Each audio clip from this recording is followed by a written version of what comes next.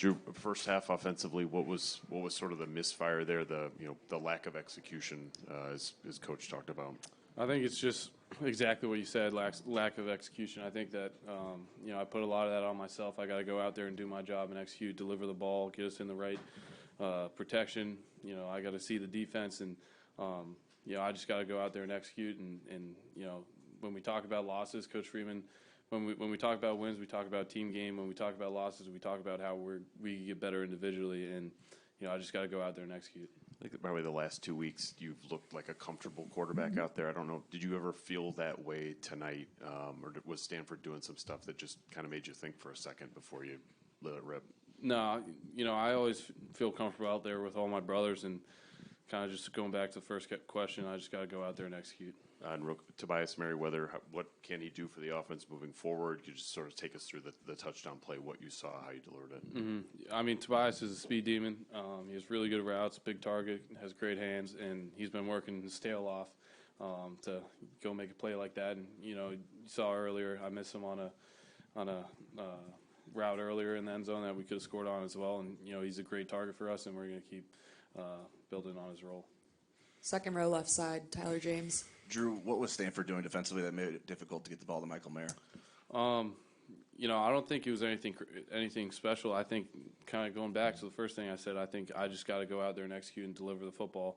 We get in good looks. We get in spots where Mike is one-on-one, and, we just got to execute and convert and deliver the ball. Do you get any feedback at certain times that maybe you're too reliant on him, that maybe you were looking for him and maybe someone else was coming open? I think that, Mike is a great target, and he's a great player, and defenses have ways to try to combat that. And I think when they do, like you said, I got to go and, find other guys. And I think there were times tonight where I could have done that. And, I'm just going to learn from it, come back and execute every day of practice this week, and just come back with the head down and work. And then lastly, taking the sack on the last drive, what did you see on that play? How did you end up getting sacked? Yeah, I was trying to just get out of the pocket and create something, and guy dragged me down, got back up, and had to run a play quickly. But can't take a sack in 2-minute operation. So on your right, third row, Matlock. Can you take us through that last fourth down play call, kind of what you saw? I know you'll have a better chance to look at film later in the week.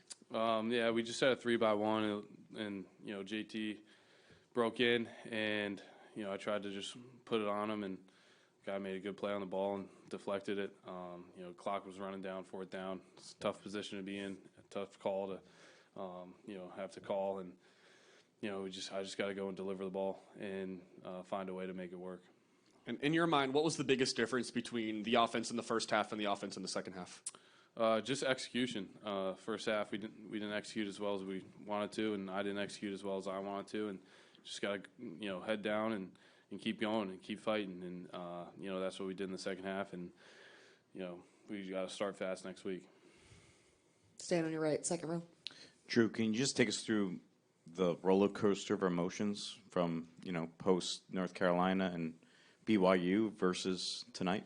Something that I've always tried to have inside myself is emotional stability and staying neutral. Something that my late mentor Trevor Moad always taught me was to be neutral and never get too high, never get too low. I think Cal, after I scored that one touchdown, I went crazy, but I think staying neutral is something that can really help. And I really haven't rode a high of after a win or anything like that. I get back right to work, and for me, I'm always staying neutral. I'm never too high, I'm never too low, and that's the way I'll continue to be. Is this the biggest test of that, and in any way?